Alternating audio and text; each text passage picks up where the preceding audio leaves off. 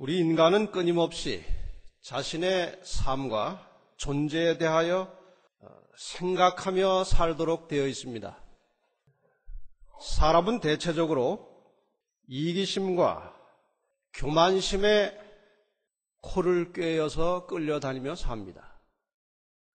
그러나 올바른 사람, 지혜로운 사람은 이러한 이기적이고 교만한 비인간적 삶에 대해서 깊이 생각하고 반성하면서 살게 됩니다.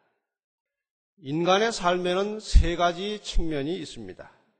잘 아시는 대로 첫째는 물질적인, 육체적인 측면이 있습니다. 쉽게 말하면 먹고 살아가는 일입니다. 정신적인 측면이 있습니다. 이것은 다른 사람과의 관계 혹은 도덕성에 관련된 것입니다. 영적인 측면이 있습니다. 이것은 사람과 하나님 사이의 관계, 그리고 생명, 영생에 관한 것들입니다. 예수님의 가르침은 이 세 가지 측면에 대하여 아주 분명하고 명백하게 우리에게 지침을 제시하고 있습니다. 먼저 물질적인, 육체적인 측면에 대해서 예수님께서는 이러한 교훈을 주셨습니다. 마태복음 6장 31절에 무엇을 먹을까, 무엇을 마실까, 무엇을 입을까 하지 말라. 이 말은 먹고 살아가는 일에 너무 큰 관심과 비중을 두고 살지 말라는 것입니다. 관심을 두지 말라는 것이 아니라 거기에다가 너무 큰 비중을 두고 거기에 매달려 살지 말라는 것입니다. 두 번째, 정신적인 삶의 측면에 대하여 우리 주님께서는 마태복음 7장 12절에 남에게 대접을 받고자 하는 대로 너희도 남을 대접하라고 말씀하셨습니다. 다른 사람의 존재를 인정하고 인격을 존중해 주라는 것입니다. 그리고 영적인 측면에 대하여 주님께서는 마태복음 19장 17절에 내가 생명에 들어가려면 계명들을 지키라고 말씀하십니다. 하나님을 믿음으로 구원에 이르게 되는 것이고 그의 말씀에 순종함으로 영생으로 들어가는 것입니다. 하나님을 믿고 구원을 얻은 다음에 말씀에 순종하는 삶을 살지 않는다는 것은 영생을 향하여 움직이지 않고 있다는 것입니다. 하나님께서 인간에게 명하신 뜻을 따라서 살아가는 것은 우리의 현실의 삶에 있어서도 우리의 건강을 지켜주고 마침내 그것이 우리를 행복과 영생으로 이끌어가는 것입니다. 예수님께서는 특별히 이 땅에 계실 때 인간의 가치와 인간의 관계를 중시하셨습니다. 신약 성경 내용을 분석해 보면 대부분 인간 관계에 관련된 것입니다. 특별히 사복음서에 나오는 예수님의 가르침과 그분의 모본은 매우 다양한 측면에서 사람이 다른 사람과의 관계를 어떻게 유지하고 관리할 것인지를 우리에게 보여주고 있습니다. 그 모든 가르치심과 모본의 중심은 생명을 존중하고 인간을 존중하는 것입니다. 예수님의 그러한 모습을 몇 가지 사례를 통해서 살펴보고 싶습니다. 예수님께서 베드로를 어떻게 대하셨는지 우리는 다 잘 알고 있습니다.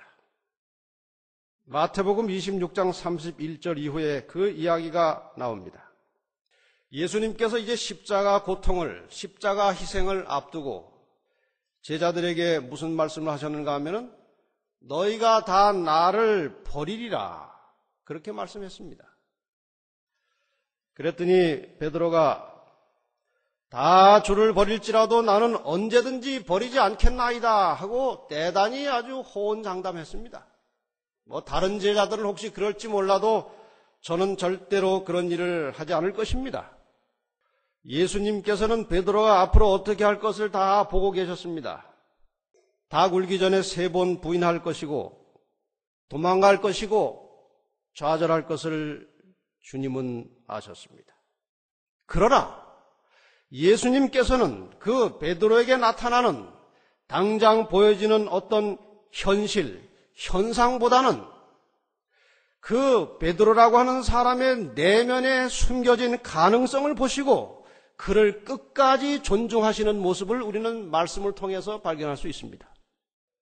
예수님께서 부활하신 후에 제자들에게 나타나셔서 특별히 그 3번이나 예수를 공개적으로 부인했던 베드로에게 특별한 관심을 기울인 말씀을 하십니다. 요한복음 21장 15절에 보면 요한의 아들 시몬아, 내가 이 사람들보다 나를 더 사랑하느냐? 왜 그러한 질문을 했을까요? 왜 다른 사람들보다 내가 나를 더 사랑하느냐고 질문을 하셨습니까? 먼저 베드로가 그 말을 했습니다. 예수님께서 너희가 다 나를 버리라고 말씀하셨을 때 다 주를 버릴지라도 나는 버리지 않을 것이라고 말씀하셨기 때문에 다시 한번 그 말씀을 재확인하면서 베드로가 다시 그 전에 그 저질렀던 실수를 회복할 수 있는 기회를 주신 것입니다. 그래서 내가 그 전에 말한 대로 이 사람들보다 나를 더 사랑하느냐? 베드로는 이제 이미 한번 실수를 했기 때문에 자신감 있게 큰 소리로 대답을 할 수가 없었습니다. 주여, 그러하외다. 내가 주를 사랑하는 줄 주께서 아시나이다. 베드로가 그 전에 다 주를 버릴지라도 언제든지 버리지 않겠다고 하는 말도 진심이었습니다. 그러나 인간의 연약함 때문에 실족한 것입니다. 그리고 지금 이 말도 진심이었습니다. 그러나 더 사랑한다고 자신 있게 말은 못했지만 내가 얼마나 주님을 사랑하는지를 주님이 아십니다. 그때 우리 주님께서 큰 사명을 주셨습니다. 내 어린 양을 먹이라. 베드로가 나중에 어떻게 일하고 그가 어떻게 순교할 것을 주님은 다 보셨습니다. 그래서 사랑으로 그에게 그의 사명을 위탁하신 것입니다. 그러나 가룟 유다의 경우는 내면의 가능성도 없고 교활하고 교만한 인간이지만 스스로 물러갈 때까지 3년 반을 함께 다니시며 그를 돌보아 주셨습니다. 이것은 얼마나 예수께서 한 인간을 사랑하시고 존중하는지를 보여주는 대단히 중요한 사례입니다. 예수님께서는 사람 하나하나를 그렇게도 소중히 여기시고 존중하셨습니다. 요한복음 8장에 보면 또다시 예수 그리스도의 감동적인 모습이 나타납니다. 간음한 여자를 앞에 두고 그 간음한 여자를 보호하기 위해서 폭도들과 대치해서 투쟁하고 계시는 예수 그리스도의 모습은 대단히 감동적이고 특이한 것입니다. 그 당시 간음한 여자를 두둔하고 보호하는 것은 아주 미련하고 어리석은 일이었습니다. 잘못하다가는 사회적으로 매장될지도 모르는 아주 위험한 모험이었습니다. 그러나 예수님은 그 불쌍한 인간을 소중히 여기시고 그를 보호하고 계셨습니다. 마침내 예수님은 그 죄를 해결해 주시고 그에게 자유를 주셨습니다. 이것이 바로 한 인간에 대한 예수 그리스도의 생각이고 판단입니다. 예수님은 또한 많은 병자들을 고쳐주셨습니다. 문둥병자, 귀신 들리는 자까지 고쳐주셨습니다.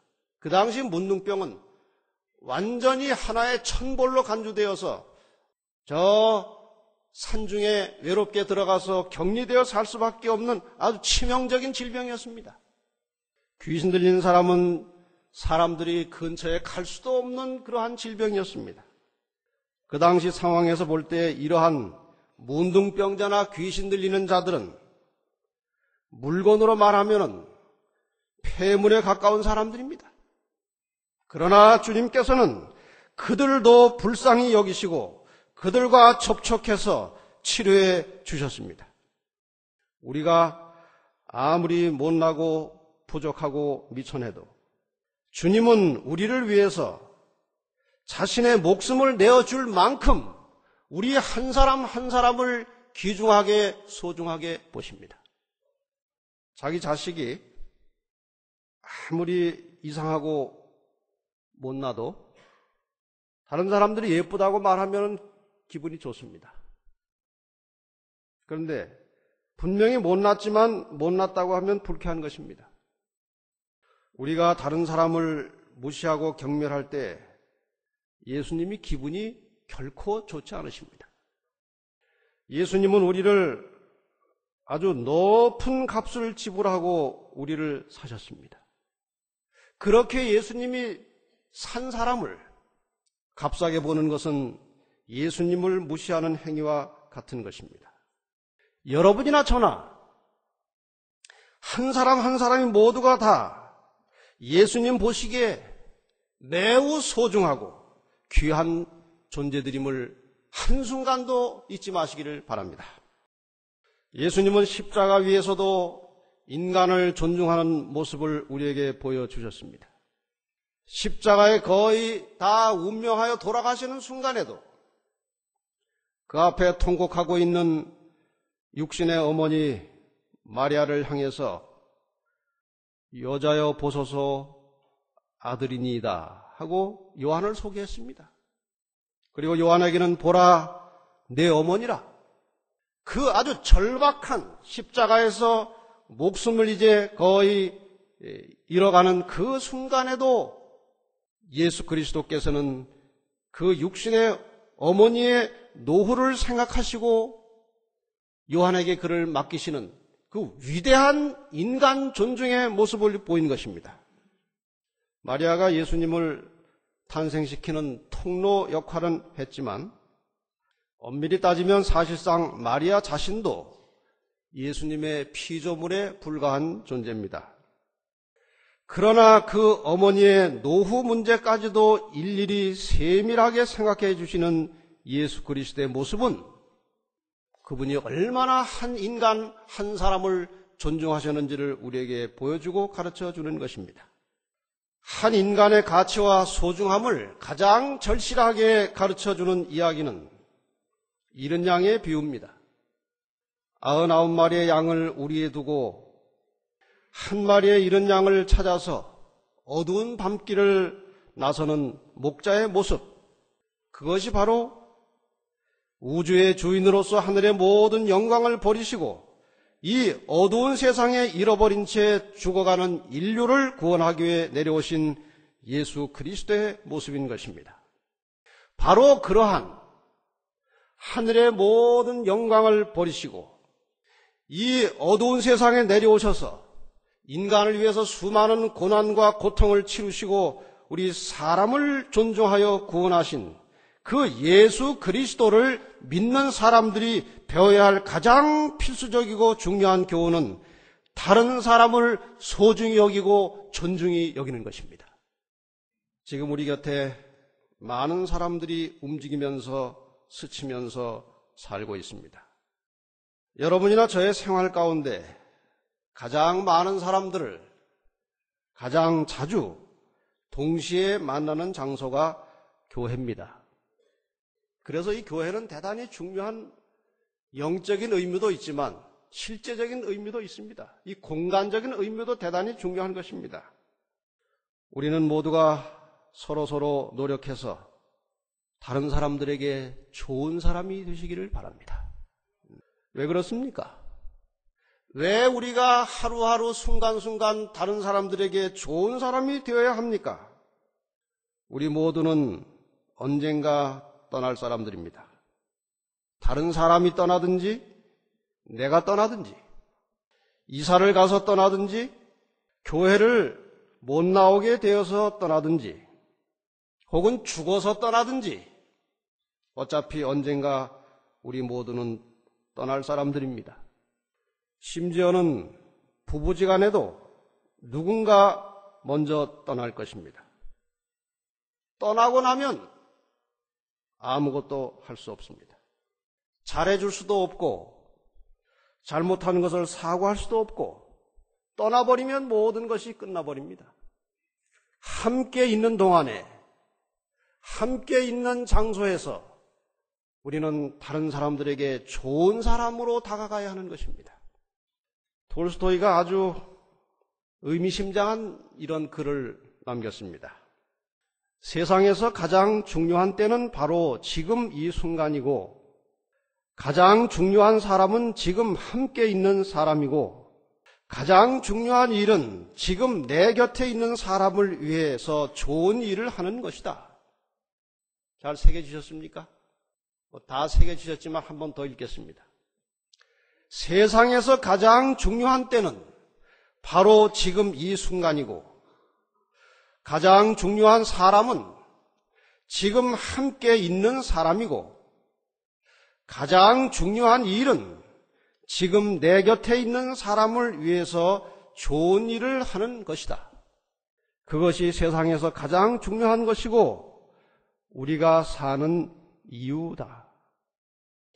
이북에서 월남해가지고 평생 독신으로 살면서 사랑의 의수를 펼쳤던 장기려 박사라는 분을 많은 사람들이 알고 있습니다.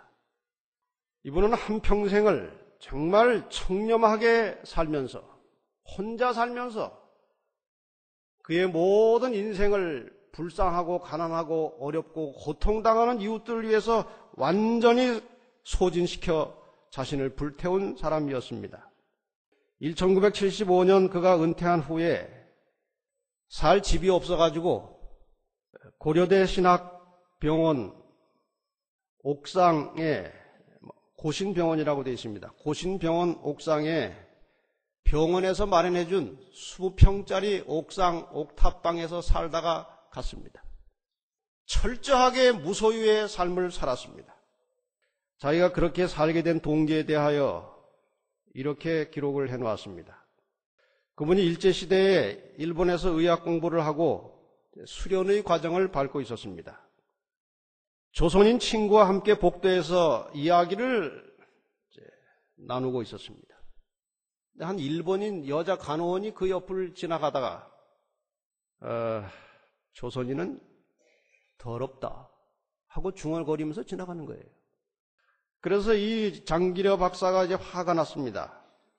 아무리 조선 사람이라고 그래 의사까지한테 그렇게 멸시를 보이는가? 이제 화가 나가지고 관계가 의사와 간호사니까 틈나는 대로 그 간호사를 괴롭혔습니다. 한 번은 말로 괴롭히다가 뺨까지 때렸다고. 그런데 어느 날부터 그 간호사가 시름시름 앓더니 죽었습니다. 나중에 알고 보니까 그 자기 친구 조선인과 복도에서 얘기하고 있을 때에 그 자기하고 이야기하던 친구가 코를 푸는 순간에 이 간호사가 지나간 것입니다. 병원에서 코를 푸니까 조선인은 지저분하다. 그렇게 중얼거리고 지나가는데 그것을 자기에게 하는 말로 잘못 알아듣고 계속 그 간호사를 괴롭혀왔다는 것입니다. 나중에 이것을 알고 이 장기려 박사는 기독교인으로서 아주 심한 죄책감에 사로잡혀서 괴로워하다가 이러한 결심을 하고 그의 평생을 다른 사람을 위해서 희생하고 봉사하고 자기의 모든 것을 내어 바치는 그러한 헌신적인 의술과 인술을 펴다가 갔다는 것입니다. 우리 주변에 살고 있는 사람들을 대할 때 오늘을 그 사람을 대할 수 있는 마지막 날인 것처럼 대한다면 우리의 모습은 달라질 것입니다. 교회증언 5권 200페이지에 이렇게 기록하고 있습니다. 우리는 오늘 말과 행동으로 잘못하지 않도록 조심해야 한다. 오늘 산 믿음을 실천함으로써 우리는 원수를 정복해야 한다. 우리는 이 날이 우리에게 허용될 수 있는 마지막 날인 것처럼 경계하고 일하고 기도해야 한다. 우리 주변에 있는 사람들 우리가 대할 때 내일부터는 다시 만나지 못할 사람으로 생각하고 대하시길 바랍니다. 분명히 우리의 모습이 사람을 대하는 태도가 달라질 것입니다. 여러분이나 저나 다 허물지고 못난 사람들이에요. 그러나 적어도 그리스도인이라면 이러한 정신과 의지는 가지고 살아야 하는 것입니다. 끊임없이 이 일을 위해서 기도하고 하나님께 매어 달려야 할 것입니다. 한 인간의 가치는 그러한 것에 의해서 결정되는 것입니다. 사람의 가치가 재산으로 평가되는 것도 아니고 학력으로 평가되는 것도 아니고 그저 타고난 좋은 인품으로 평가되는 것도 아니고 그 사람의 능력이나 실력이나 인기나 외모로 한 인간의 가치가 평가되는 것이 아닙니다. 평가의 기준이 오늘 본문의 말씀입니다. 마태복음 7장 1절과 2절입니다. 비판을 받지 아니하려거든 비판하지 말라. 너희의 비판하는 그 비판으로 너희가 비판을 받을 것이요 너희의 헤아리는 그 헤아림으로 너희가 헤아림을 받을 것이니라. 저는 이 말씀 중에서 비판이라는 말에 관심을 둔 것이 아니고 헤아림이라고 하는 말을 위해서 이 말씀을 찾았습니다. 여기 헤아림이라고 하는 것은 헬라어로 메트론이라고 되어 있습니다. 메트론. 메트론이라고 하는 말은 측정하는 것, 측량하는 것, 무엇을 재는 것을 가리키는 것입니다. 우리가 다른 사람을 어떻게 평가하느냐, 우리가 다른 사람을 어떻게 재느냐, 우리가 다른 사람을 얼마나 소중하게 보면서 존중하느냐 하는 것이 우리의 가치와 값을 결정하는 것입니다. 하나님께서 우리를 언젠가 심판하실 것입니다. 이 땅에서 재판할 때 보면 그 재판을 공정하게 하려고 많은 자료들을 수집합니다. 여러 가지 객관적인 자료들을 수집해가지고 재판을 공정하게 하려고 노력을 합니다. 하나님께서 우리를 심판하실 때 사용하실 그 자료가 무엇입니까? 무엇을 근거로 해서 하나님께서 우리를 심판하십니까? 성경의 답은 명백합니다. 우리가 다른 사람을 어떻게 대했느냐 하는 것이 심판의 자료입니다. 가장 중요한 자료가 그것입니다. 그래서 이 말씀을 하신 것입니다. 너희의 헤아리는 그 헤아림으로 너희가 다른 사람을 어떻게 생각하고 평가하느냐 하는 그 잣대로 나도 너희를 재는 것이다. 그 말입니다. 너희가 다른 사람을 판단하고 대하는 기준을 따라서 심판을 받을 것이라는 말씀이에요. 실제로 이것이 마태복음 25장 40절에 명백하게 나와 있습니다. 내가 진실로 너희에게 이르노니 너희가 여기 내 형제 중에 지극히 작은 자 하나에게 한 것이 곧 내게 한 것이니라. 우리 주변에 우리 곁을 오고 가고 있는 사람들에게 대하는 그 나의 모습이 예수 그리스도를 대하는 모습이라고 아주 명백하게 말씀하셨습니다. 하나님께서 우리를 심판하시는 재료는 우리가 다른 사람을 대하는 모습이에요. 우리의 동기, 우리의 마음, 우리의 태도, 그것이 바로 우리가 평가받는 기준인 것입니다. 지금 나는 다른 사람을 어떻게 대하고 있는지 깊이 생각해 보십시다. 그리스도인은 다른 사람에게 관대하고 너그럽고 자신에 대해서는 냉정하고 엄격해야 합니다. 그런데 대체로 사람들은 그 반대로 삽니다. 자기에 대해서는 매우 관대하고 다른 사람에 대해서는 엄격합니다. 지금 나는 나에게 부담을 주고 나를 힘들게 하는 다른 사람을 어떻게 생각하고 있는가? 나는 지금 내 주변에 가난하고 고통당하는 사람들을 어떻게 대하고 있는가? 그들을 위해서 나는 무엇을 하고 있는가? 주님은 그런 사람들을 어떻게 대하셨는가? 이것을 늘 마음에 깊이 생각하시고 우리의 실제적인 신앙의 지침으로 삼을 때 우리는 주님의 뜻에 합당한 사람들이 될 것입니다. 마산에서 한 뺑소니 교통사고 때문에 한 여인이 남편을 잃었습니다. 그 여인의 이름은 김말남이었습니다. 37세 된 아주 젊은 사람인데 어떤 차가 그 남편을 아주 심하게 사고를 내고 도망을 가버렸습니다. 남편은 결국 죽었습니다. 근데 그 뺑소니 운전사가 잡혔습니다. 누군가가 뒤쫓아가서 그를 잡았어요. 근데 그 사건이 있은 지 얼마 후에 한 경찰관이 편지 한 통하고 돈 30만 원을 이 집으로 가져왔어요. 그 편지 속에 이렇게 기록이 되어 있었습니다. 가해 운전자를 결코 증오하지 마십시오. 부디 용서하는 마음으로 자녀와 열심히 살아가시기를 당부드립니다. 이 편지와 돈이 어디서 왔을까요? 그 뺑소니 운전사를 뒤쫓아가서 잡은 양모 씨라고 하는 분이 경찰로부터 표창을 받았습니다. 상금으로 60만 원을 받았어요. 그래서 30만 원을 그 가정으로 보내면서 이 편지를 간단하게 기록해서 보낸 것입니다.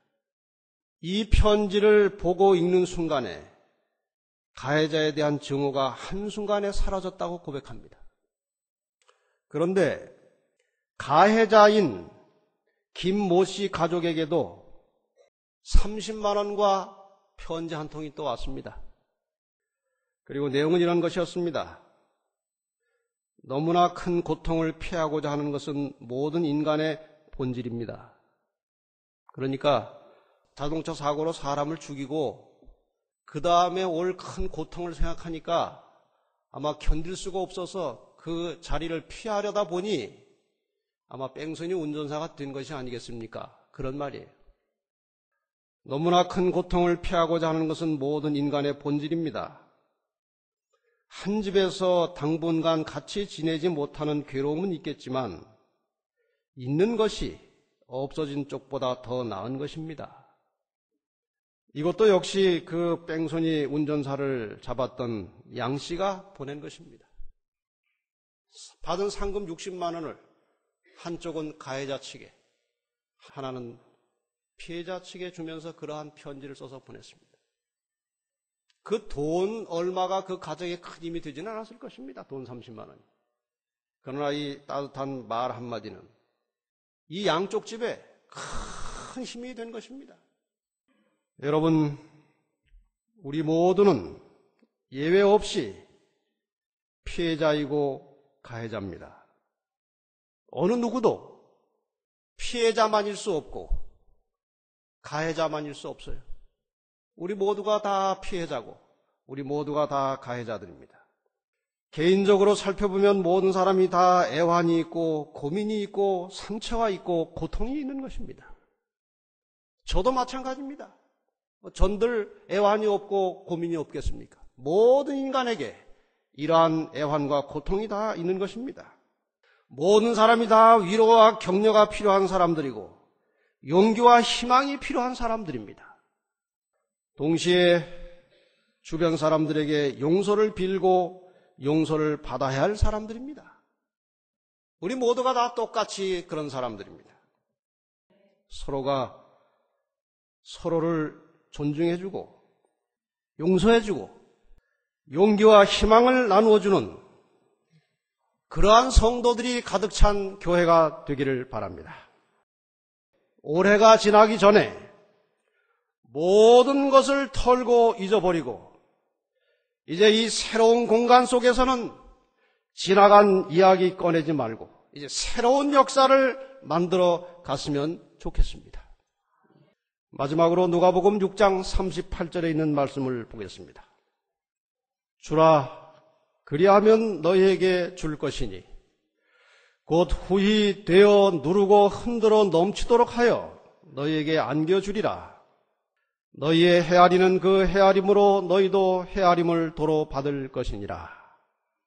여기 말씀대로 끊임없이 나의 가진 모든 것들을 다른 사람에게 주는 삶을 사시기를 바랍니다. 우리가 다른 사람들에게 넉넉히 되어주고 다른 사람을 소중히 여기고 다른 사람을 존중할 때 우리 자신도 소중한 사람이 될 것이고 우리 자신도 존중받는 사람이 될 것입니다. 그래서 우리 모두가 서로 서로를 소중히 여기고 존중함으로 자신도 소중한 사람, 자신도 존중히 여김을 받는 사람, 그래서 온 교회 모든 성도들이 하나님 앞에 소중하고 귀중한 존재들이 되시기를 간절히 바라면서 말씀을 마치겠습니다.